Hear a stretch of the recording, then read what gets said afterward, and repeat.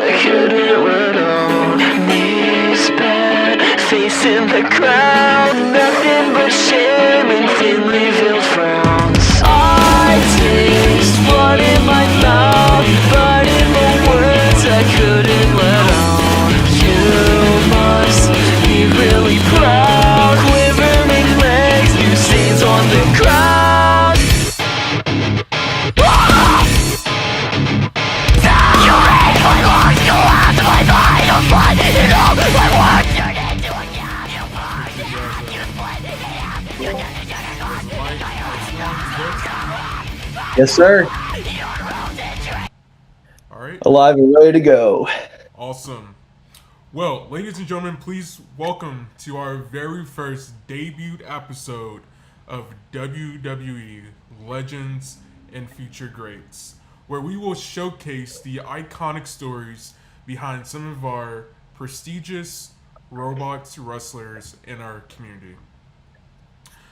And today we have a treat. Today we have Alex Swan. Alex, you've been doing this for how many years? I think he was telling me 8 years. 8 years, yes, sir. That's a long time. What have you accomplished in 8 years? 8 years, I've accomplished a lot of things, man. Multiple world titles and different promotions all across the globe, man. Made friends, made enemies, but it's a journey nonetheless. Definitely. So, for people who might only know the name Alex Swan, how do you personally describe who that character is today? How I describe Alex Swan as a character, I would describe him as this kind of punk rock, very 1990s vibe type of guy who goes against what he's told, a rule breaker, if you will, a rebel, some may call it. Very rowdy, energetic. He's a hype man, is what he is. Gotcha. So when you say rebel, what were you rebellious about, if you don't mind spilling the tea? Well, it mainly has to do with a federation we will talk about coming up. NYX, the owner of the federation, did not necessarily like who I was as a person at the time, and I will admit back then I was a handful. I was insanely toxic. I would not shut my mouth about how good I was at swinging a clean or anything of that nature. So he wouldn't give me what I thought I deserved, and that was title shots. So I went against what he told me to do, and that was to be a background character, be not so important for storylines. I made myself the main character. I made him respect me. Is what I did, and that's what I rebelled against.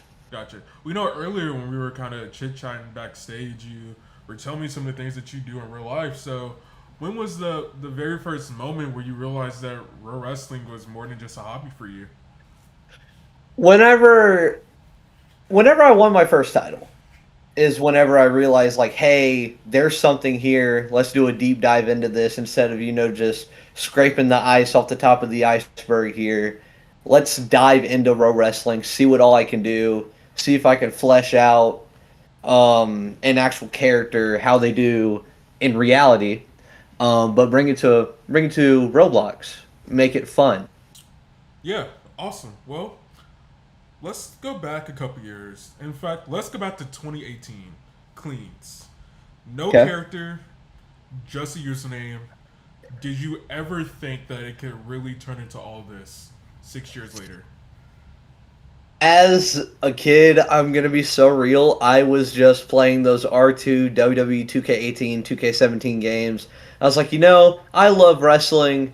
I like Roblox. Let's mash the two together, see what I can find. And I was having fun with it. Now, if I went back in time and told little me, is like, hey, whenever, in a couple of years, 6 years or so, you're going to become one of the top guys, he would laugh in my face. Matter of fact, he'll probably hit me. Because he would have thought I was a crazy person for thinking I would have gotten this over on Roblox. Right.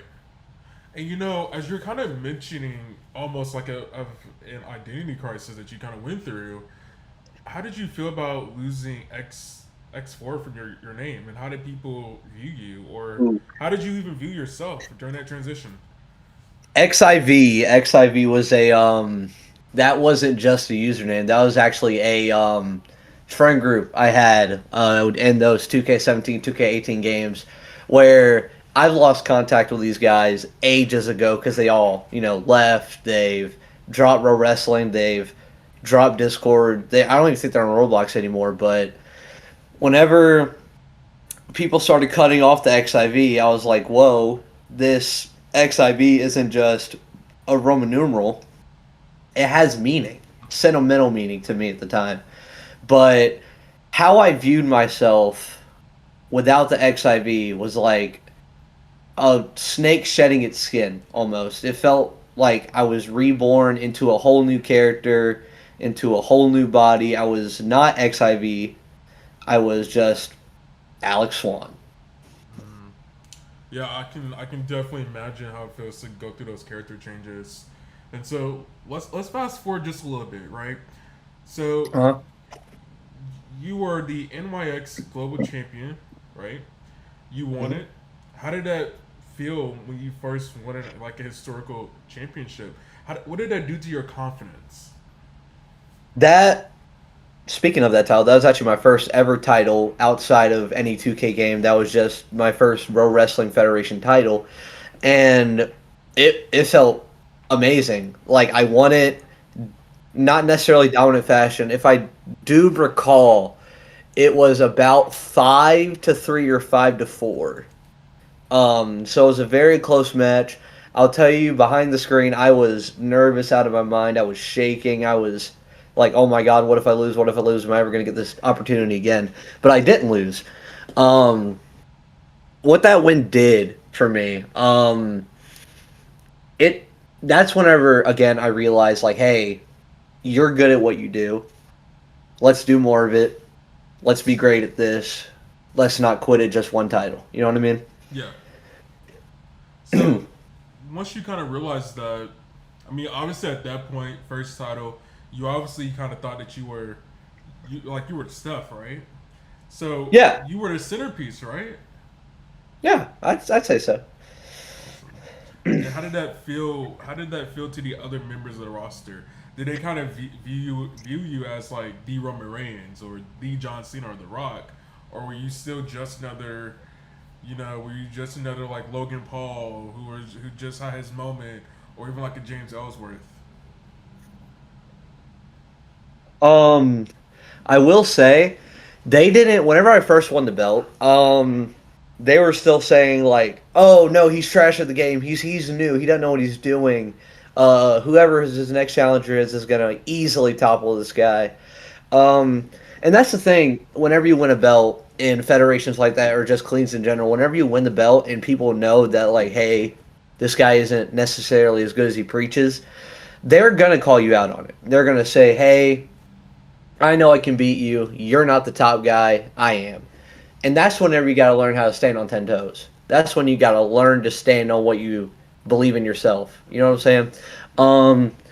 But centerpiece at NYX, absolutely. I was the peak of NYX, and everybody hated me for it. And which eventually led to losing some friends in the Federation because of how bloated my ego got. And do I regret that? Absolutely. Yeah, and that kind of just pours into like my next question. Really, is just burnout, right? When you were at that top level in the game and you were losing some of your friends, did you have burnout? Like, what advice would you give to current pro wrestlers nowadays? Um, I will say I absolutely did have a burnout. Because this was whenever the competition, the Federation was starting to decline. Everybody started leaving, finding new things, going to different federations. Um, I had a burnout. It was whenever I was holding the title currently. I think it was one of my reigns, definitely, near the second or third, with the belt. I just couldn't do it anymore. But some advice I would give to the people that do have a burnout: be flexible. You know what I'm saying? You're holding a belt. Make that belt important. Don't treat it how I treated the global championship at the at the time being as a mid-card belt, make it the world title. Go out of your way to put a spotlight on that belt, whether you have to beat the world champion in a champion versus champion match, or you have to cut emotional promo, or you have to do open challenges every week. Whatever you gotta do, shine a light on that title, type of thing. Yeah. Yeah. So you leave NYX, you transition Uh-huh. to animated wrestling, right? Why? What was the reasoning behind that? Well, I'm the type of guy to if I see something interesting, I'm gonna go tackle it. I'm not gonna let it sit there and be like, hey, what if I got into that? Because what's the fun in that, you know? Um, I will say I was at the top of my game in cleans, but in AM, I was bottom of the barrel, jobber material. I would get used in like a 2 minute match, take like three moves, take the guy's signature finisher, I lose. That's the type of guy I was. Um, I didn't necessarily want to stay comfortable within cleans because again, I may have burnout to the point where I would just straight up leave, and I didn't want that. So it was just a little hiatus. See what you can do in AM, conquer there, and then what will you do from there? Yeah. And I even imagine like back then, right, that AM and like just animation style wrestling was really taking off. And it was really like Yeah. on the peak of like surpassing cleans, right? And I really think It that was. it kind of gave that boom to like what it is now that a lot of people just did not realize 5 or 6 years ago. Yeah. Um, I would say animated takes a lot more skill than cleans because it's not typing out moves like RP. You have to make your own move set and you have to make it according to what your character is supposed to be, like the height of your character, the weight of your character, all these components. You have to pick the right theme song, the right attire. It's just a whole process, and it was very hard for me to adapt to that coming from cleans. Yeah. And kind of not too much of foreshadowing like our conversation like later, right? But like when you retired from animated wrestling at that point in time, like did you feel like you accomplished everything that you kind of wanted to accomplish? At the time, um, yeah, I was like, you've done cleans, you've done AM, you've done it all. You've won belts in AM, you won belts and cleans. You're done. But a second, I don't want to say voice, but second guess of myself was like, hey, are you really done though? Like, or do you like after you if you do leave, are you gonna come back to this in about 3 weeks? Probably so. So that's why I just stuck to it. Hmm. And then eventually you make your return to cleans in 2021. So like, did that kind of make you feel like you're picking up like right where you left off, or did you honestly feel like you were hitting the ground running again? You were at ground zero, starting over. Definitely ground zero because the thing with cleans is that you have to use movement a certain way, swing your mouse a certain way, and I just had industrial amounts of ring rust um, going back into it in 2021. So it definitely did feel like ground zero. It felt like I was XIV Alex Swan XIV again. Hmm. Awesome. Well, then you joined MWCW, right? Like, Hmm. what made that different than NYX or any of the other brief clean federation that you were a part of? Oh, definitely the owner who is now a lifelong friend of mine. And then also the people within that federation was just they were all so humble. They all just wanted to have fun, and that's what I'm all about. I'm all about fun. I wrestle just for the love of the game. You know what I mean? I do it to hang out with friends, showcase talent, shine light on people that don't necessarily get that limelight. Um, so MWCW was just definitely a home for me. Yeah, and you were three-time world heavyweight champion. Hmm. How did that make you feel? Right? Did you feel like that you were able to kind of like compete with the newer guys, or like did it take you a minute just to kind of get back in the step, get your beat going? Like, did you truly feel like you had it at that moment, where you're back as Alex Swan or like Alex XIV? The three-time world champion, Alex Swan. Wow. It just feels crazy saying that. But it did feel like I was my first time winning the belt. That was like, okay, you're back to where you were in from 2018. Now build off of where you're at right now and just make yourself better. Do not stop improving is what I told myself. Just keep at your craft, master it, and more opportunities will come that way. Yeah, and then you go over to Japan, right? I think like during that time period is where a lot of different time zones were really starting to speak up and say, "Hey, we enjoy wrestling too," right? So when you go over Uh-huh. to NJRW, like what made that different than working at MWCW, or was it similar? Like, did you really feel like that community that you were craving? So, believe it or not, you know how in cleans people use shift lock Yep. to wrestle? The thing about NJRW is they took away shift lock. Oh, oh wow. You had to fight in first person, just like the old days. You know what I mean? Yeah, Um, but what shocked me most about NJRW was the competition. The competition fluctuated from some of the greatest of all time. I'm gonna name drop somebody that is also a good friend of mine. His name is Noah Ashford or Noah Kosher. One of the greatest pro wrestlers I know. Um, from him to somebody like Sophie Wicks, which nobody knows who that is because she wasn't really all that good. But the talent just fluctuated that way. There were so many titles to choose from. It was just a whole different beast. In Japan, God, their crowds are phenomenal. They pay respect to the sport. They cheer when they need to. They boo when they need to. They react when they need to. They just understand the pro wrestling. They understand pro wrestling. yeah. And then you become Hall of Famer. At hmm that very moment, how did you feel?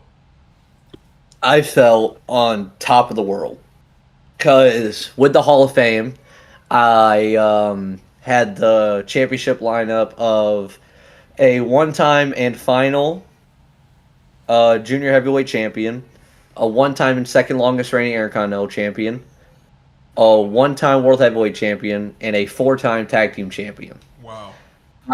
I will say, I walked into Japan and I said, "Hey, I'm taking over, and there's nobody that can stop me." Although unfortunately there were some roadblocks. Um, I still got to Hall of Fame. I made my speech, and I will say it was emotional because that was whenever I was talking about, hey, the Clean's run of Alex Swan's coming to a close, and I'm happy I got to spend it in Japan. Yeah. And looking back now, like obviously you had such an emotional time in Japan. How did that add to your style, even like your mindset that you still use today? Um, Japan shaped the high flying of Alex Swan because with the time spent in the junior heavyweight division, I couldn't rely on power moves due to the fact of all those like acrobatic type of high flyers always had a counter for something like a military press slam, a power bomb, sidewalk slam, stuff like that. So in fact, I shredded down a couple pounds and I learned how to do all these springboards you see me do today. The tornillo, which my finisher is currently, that's where I learned how to do it at. And mindset wise, literally the biggest takeaway from Japan I got mindset wise is whenever somebody punches you in the mouth, you just got to hit them back harder. You got to come back 10 times more energy, 10 times more power. You got to show them who the big dog is. You know what I'm saying? Yeah. So then, fast forward 3 years later, you join our community, WWE Roblox. You know, like when Mhm. I remember this kind of more clear now. Now that we're kind of reminiscing about a bit back then, is that I had a couple people around me saying, "Hey, like you got to check out this person. Right, this person's coming from Cleans, and we didn't really have any. I think you were the very first like clean wrestler that truly came over, and really learn our system and like made your mark. So when you were first kind of coming into WWE, like what were your expectations? My expectations were something along the lines of like, hey, this is gonna be like animated. You've done this before. This should be a cakewalk. I was completely wrong. Because in animated, you don't have all these tools to do moves with. You don't have all this. Oh, you have a set time for this match. Oh, hey, if you run over, you're ruining this and that for this person. That's whenever I had to learn the skill of time management Mm-hmm. and just trying to cram in an action-packed match into a, let's say, 10-15 minute time frame. Yeah. And by the way, for those watching, if you cannot have a good match in 15 minutes, if in 15 minutes, then I don't know what you're doing. Because I used to work matches that had like a 5 minute, 6 minute time slot on a card, and God bless America, if I had to do that again, I wouldn't know what to do. But anyways, WWE on Roblox 2024 roster was packed. I do believe this was whenever Roman Reigns was still champion, correct? Yeah. Yeah. Definitely. Okay. Yeah. Giannis. Wow. Yeah. Been champion for a couple years. Giannis. And joining in to the universe just to see the first show before I get on the main roster, it showed me that this is just more than a game. This is practice. This is rehearsing. This is meetings. This is just putting a show. It's like putting pieces to a puzzle. If you don't put one piece of the puzzle in the right spot, the entire puzzle is going to be off. Yeah. I mean, I think that's the best summarization I've heard in a minute about Yeah. the intensity of it, right? Mhm. And so, first come over. Obviously, everyone has to go through a tryout, right? I mean, you were the first and only NIL talent back then when we were working on NIL to go on to the main roster and win a championship. So, like at that point, given like your status, given our place in the community, did you truly feel like you were on top of the world, or like how did that feel for you? Um, it made me feel like, hey, it made me feel like a role model almost. Because I was showing people from other communities saying, hey, you can go other places and do big things. Like, what was that? Like, fourth match? Yeah, Cody Rhodes? Cody Rhodes, yeah. United States Championship on the line, and I was chose to take the belt off of Cody. And by the way, beating Cody Rhodes himself, that's a pat on the back alone. But to take a belt off of Cody Rhodes, that just felt like being handed the keys to the city. Yeah.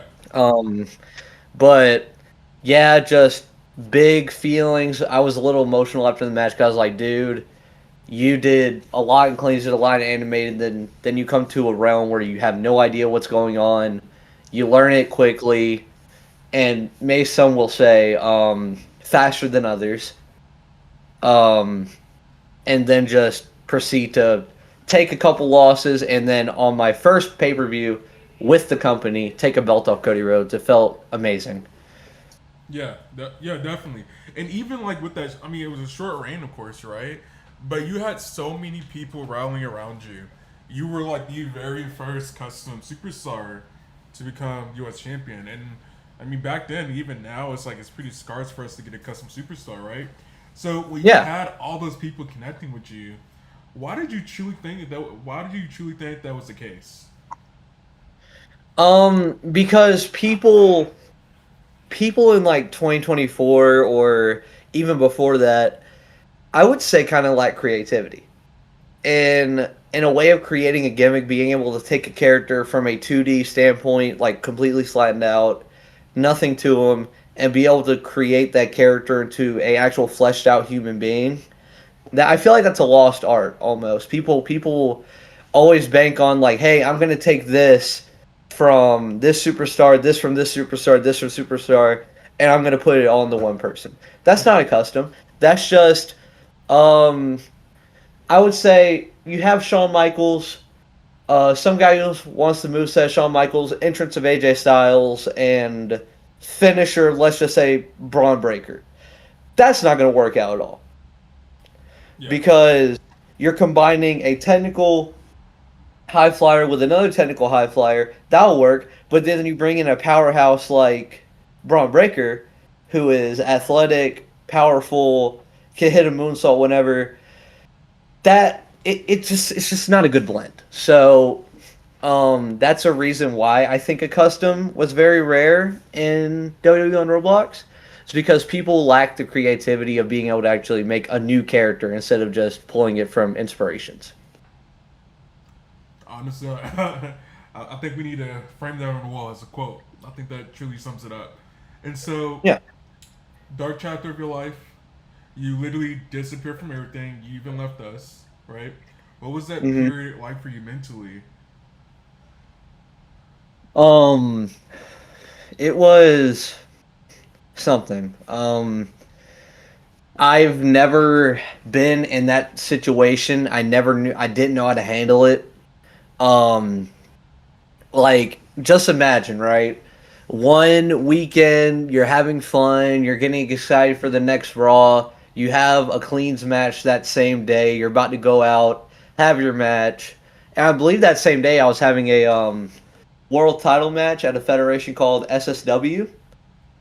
Um, and right before I got out the curtain, I get a DM, and it was from somebody in a boxing community I was refing for. I was the ref in the boxing community. And I just saw my real address, my full government, and he even sent me the Facebook link to my granddad and grandmother's page. Oh wow. He had everything on me. I didn't have to click a link. I didn't have to DM him something, send him anything. He just flat out just gave it to me. And I was like, "Oh my god, Wow. this guy has everything I know. I'm getting out of here." Mentally, I was scared. I was having, I think I almost had an anxiety attack.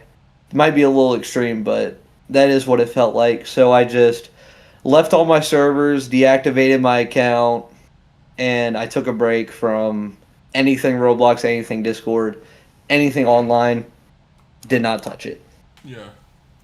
And I mean, even like nowadays with all the issues going over Roblox automation and AI and all of that, and they're just security, right? Like, if looking back, like, do you have any advice to give to anybody who may find themselves in a situation of some like doxing, right? Um, the best I can say for that, now that I have experience with it, is calm down. The most they can do is send it to you. Um, they can't really terrorize anything or anybody with that. They can't if they're across the map or anywhere else other than if they're in your state. Don't worry about it. They're not going to pull it to your house. That's what I was scared about. I was scared somebody was going to come into my house. I didn't want that. Okay. No, nobody's going to do that. Nobody has that type of courage to come up to somebody's house because then you're trespassing and then you're liable to get shot for that.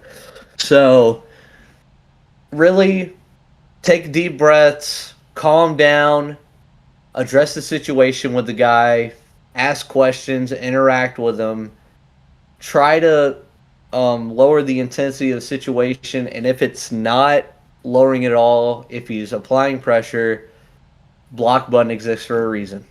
Yeah. I think many of us forget that is an option, right? Like we can totally Yeah, severance communication with another person. yeah. And so, I mean, obviously you're facing all of that, right? You're scared, you don't know what to do, but like, what made you come back? Well, you literally could have just walked away. We literally could have just said that was the end of Alex Swan. So, like, what made you come back? Um, what made me come back is that remember that lifelong friend I was mentioning earlier? His name is Mars on Yeah. the game. Me and him know each other's like full legal, birthday, everything. Um, he was like messaging me about because I told him first about everything. Um, he was like, "Hey, it's been a while. You left everything. Start out fresh. Get a new account on Roblox, on Discord, and then just cut off all ties with anything that boxing community had to do with anything you were related to." And that's what I did. That played a major part in it, and what also played a major part was the friends I made on here. Just all of a sudden losing connection with people I cherished, loved hanging out with. Um, it was missing my childhood is what I'd call it. Yeah, that totally resonates. I think it resonates with a lot of people who have had to go through that. Lord knows Yeah. I've had to deal with that myself. So coming back Oh in yeah. 2025, did your mindset change compared to earlier in your career? Right, you're now a veteran. I think as a lot of people call us an unk, right? So how did your mindset change? um, my mindset went from, hey, um, I'm at the top of my game. I'm gonna win belts. I'm gonna make enemies, and I guess some friends along the way. Change from that to, hey, have fun. Belts will come along the way because you know you're good at what you do. Um, but prioritize the friends you make along the way, other than the belts, because the belts itself, they won't call you if you're going through a dark time. They won't check up on you. They'll just be on your shoulder, be on your waist. Yeah, You'll raise them, but they won't raise you. You know what I'm saying? I love that. I love that quote. I think that it like that literally exemplifies who we are when it comes to the work that we do. Yeah. Awesome. Let's see. So let's talk more about your philosophy, right? So you said earlier that creativity is like your crutch, right? That's why you became popular. Like when your back is against the wall, where does that creativity come from? Well, the creativity itself came from being around my grandparents a lot at a young age, and then also the career I'm pursuing behind the screen. Um, it really just all these ideas flowing into one mindset of like, hey, you have this situation, you can handle it this way, this way, this way, this way, and then you can make it this and that and the third. Um, but yeah, creativity is an important thing, and it's definitely a crutch for a lot of people. Yeah, and like in your story, you've basically been both the big dog and also the underdog, right? Both in wrestling and also in real life too, right? So did either role kind of feel more natural to you? Like, did it just come to you naturally to be the underdog or the big dog? I would say more naturally, it was being an underdog, being that person everybody underestimated, everybody hated for coming from the mud to becoming the tip top of the mountain that everybody looks up to. And one of my main inspirations for being underdog, and I have an edit of this man saved on my phone, my computer. I watch it because it motivates me. It's Sami Zayn. Um, Sami Zayn, especially in NXT, as the ultimate underdog, is what he went by, because he was just this scrappy young guy in the business trying to scratch and claw for what he deserved, and he eventually got it just by keeping his head down, working hard, believing in what he believed in, and that's really what made me want to be like him in a way. Kind of just be that underdog, scrap, fight hard for what you want, and earn it. Yeah, I think honestly we all have a little bit of a Sammy in us, right? So when Yeah. that day comes, that when you finally choose to step away, what do you hope people say about Alex Swan? Like, what is that legacy? Um. Well, whenever you say legacy, um, I think of my one of my current nicknames being Legacy Made, and Legacy Made came from a nickname I got back in 2021, 2020, near that era. And that was Legacy Maker. That Legacy Maker was during my in quote prime of cleans.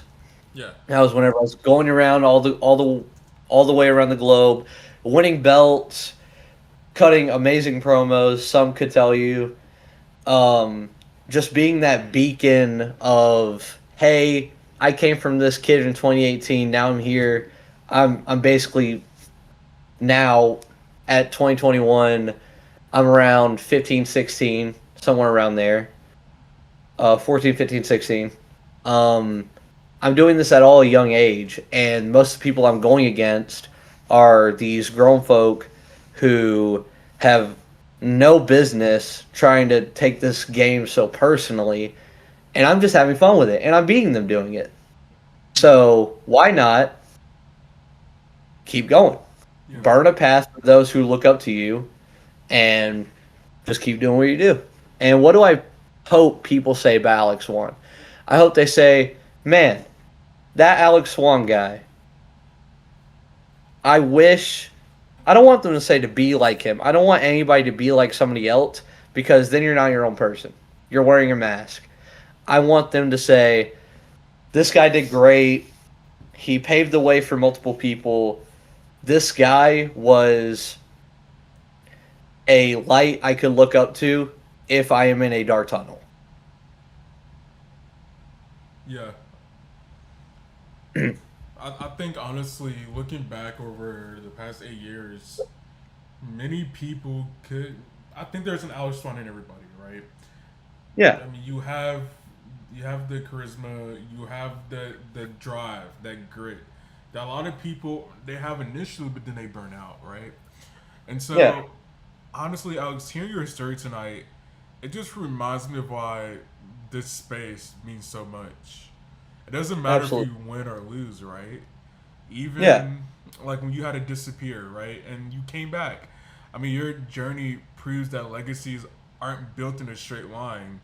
I mean, your legacy was built through resilience, creativity, and also your friends and the people that you met along the way. absolutely, man.